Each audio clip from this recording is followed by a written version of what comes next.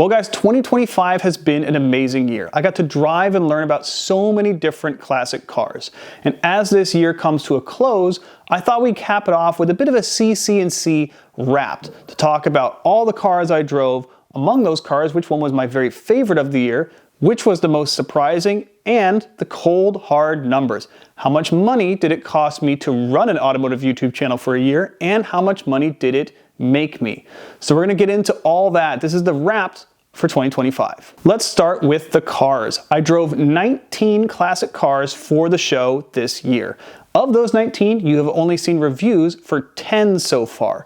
The reason is that I kind of have to space them out like this to ensure that I can release reviews regularly, even through the winter here in Canada, where you can't really drive classic cars in the winter. Although, I do have one special winter-driven classic car review coming up. That is in the works, you'll see that soon. But let's talk about those cars. What kind of variety did I manage to get from those 19 cars? Well, of those 19 cars, 9 are American. The majority of the cars I shoot are American. It is kind of just the circles I run in and also what's around here in Ontario. I do love American classic cars. I own one myself, but there's a lot of American classic cars that I shoot. The next most popular country of origin is France. I drove 4 French cars this year. In fact, I just published a review of a 1987 Citroën 2CV, which I love that car. Next, I shot 3 Italian cars, which I was really surprised at. I really didn't think I was going to get a chance to drive that many Italian cars, but I did, including my very first Lancia. And then I drove 1 car from the UK, 1 car from Sweden, and only 1 Japanese car for the year. You might notice I haven't driven a German car yet for the channel, and I honestly need to fix that. So if you have a suggestion for what German classic I should drive, let me know in the comments, or maybe even something really old like a Model T. Haven't done that either. Speaking of age, let's talk about the age breakdown of these 19 cars. What decades do they represent? So of the 19 cars I drove, 7 are from the 1970s. It's the largest group of the cars I drove. And that makes sense. 1970s cars are, in general, pretty affordable and accessible. I also love the 1970s, one of my favorite decades for cars. I own a 1970s car.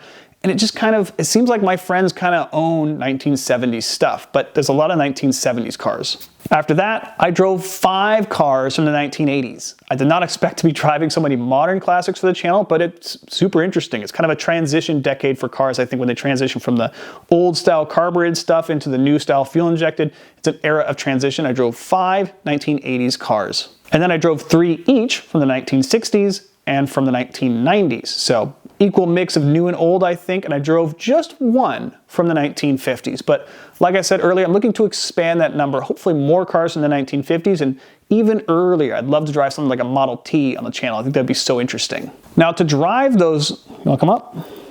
Meet Oscar, the official cat. And to drive these 19 cars, I did a lot of commuting. In fact, I drove 857 miles for the year just driving to and from shoots.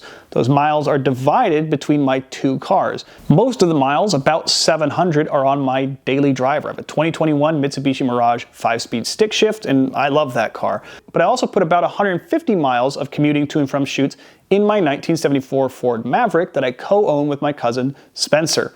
That car has had a road test on it, recently road tripped it, and I actually really like driving a classic car to a shoot about classic cars because it gives me a little bit more context about what I'm about to drive. But it's worth noting that that number of 857 does not include the 640 miles that I drove for my recent road trip video in the Ford Maverick. That just came out recently, and if you haven't seen it yet, I highly recommend go give it a watch, but that's my first real road trip video. And where were these shoots? I live in Toronto, and as you can see from the map, most of my shoot locations are just kind of scattered around Toronto. However, there's one notable exception, is that I shot 1 car, a classic Honda Accord in Torrance, California in the United States. You'll see that car in a future video, but suffice to say, it was worth the trip. This was a museum quality Honda Accord. I'm super excited for that video. But now I want to talk about the cars of the year. I drove a lot of amazing things, but the most surprising thing I drove, and that would be the 1982 Lancia, not Lancia, Beta Zagato. And I got to drive this car through a connection at Scarborough Subaru. It was such an interesting car to drive. I had never driven any Lancia before, and I didn't really know what to expect, but I was actually so impressed by the sound of that Lampredi engine and how dynamic it was for a front-wheel drive car. I actually came away from that test drive thinking like, I would buy one of these. I would own one. I mean, I had never given any previous thought to the Lancia Beta. But that is a car that so impressed me. I was so surprised by it. That has to be the most surprising car I drove on camera for the year. But my favorite, it's actually kind of basic, but it's the 1970 MGB. Small sports cars are one of my favorite genre of cars, and this one is just perfect. It's a dark green MGB. It's not going to win any rarity contests, and no one will really care about it at Cars and Coffee, but it's just so much fun to drive. I love small sports cars because you're so involved in the process, and I like that it's sporty. It wants you to rev it, to hustle it around corners, and I like how it looks, and it's from one of my favorite years, 1970. It was my favorite car that I drove all year, and I drove so many good ones. So those are my favorite cars of the year, but let's talk about your favorite cars of the year. What videos did the best in 2025? And the winner is the 1971 Plymouth Scamp. I'm a little surprised by this, but I shouldn't be too surprised because I feel like when most people think of a classic Mopar, they think of a muscle car variant, and it was pretty fun to highlight a more humble version. This is a Slant 6 Valiant, and clearly a lot of people resonated with that. They were more interested in something that's more mundane, and I really love that kind of stuff, so I'm glad that video did well. Rounding out the top three, we have the review of Yuri's 1999 Plymouth Prowler and the review of the 1966 Dodge Dart GT. What thread unites all three of those videos? Well, it's that they're all classic Mopars. So clearly, there's a lot of enthusiasm for Mopar content. And with that in mind, I might just have to drive more of them in 2026. But now it's time to talk about dollars and cents. Let's start with the bad news. How much money did it cost me to run a YouTube channel? Well, I kind of spent a lot this year because I'm essentially rebooting it. I started this channel back in 2020, but it sat dormant for a couple years, and one of the things I wanted to do right from the get-go is revamp it with a new look and a new logo. I paid $425 for a new logo, but it was a good logo and the designer was really good, but it just didn't click for me. So I paid another $400 to a different designer to make the logo you see on the channel now. So between those two logos, I spent $825 on graphic design. Luckily, it's not like a recurring cost. I don't need to make a logo every new year, but that was a notable cost.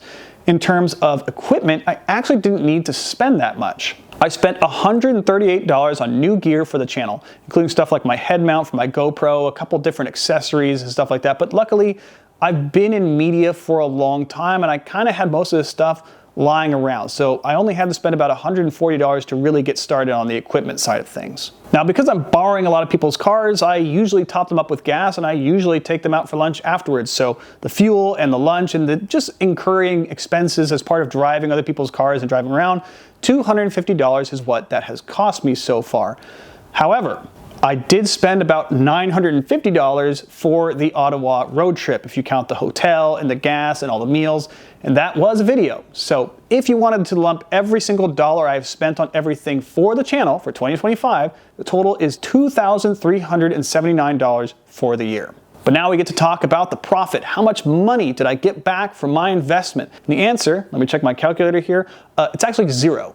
I made $0. The reason for that is that basically, YouTube says you have to reach a certain level before they'll allow you to make money from the ads that you're seeing on videos like this one right now. So still a ways to go for that, but I don't do it for the money. I do it because I love this hobby and I love driving the cars. I like meeting the people and I like learning all about this stuff and I like sharing it with you guys. This is the very definition of a passion project and it's by far the most satisfying work that I think I've ever done. But also, let me know what kind of videos you'd like to see in the future. Did you like stuff like the road trip video I did with my cousin Spencer? Would you like to see more stuff of me mechanicking in the garage? But let me know in the comments the kind of stuff you guys would like to see in 2026. It's been so much fun to shoot and drive and make all these videos in 2025, and I'm so excited to do more of it in 2026.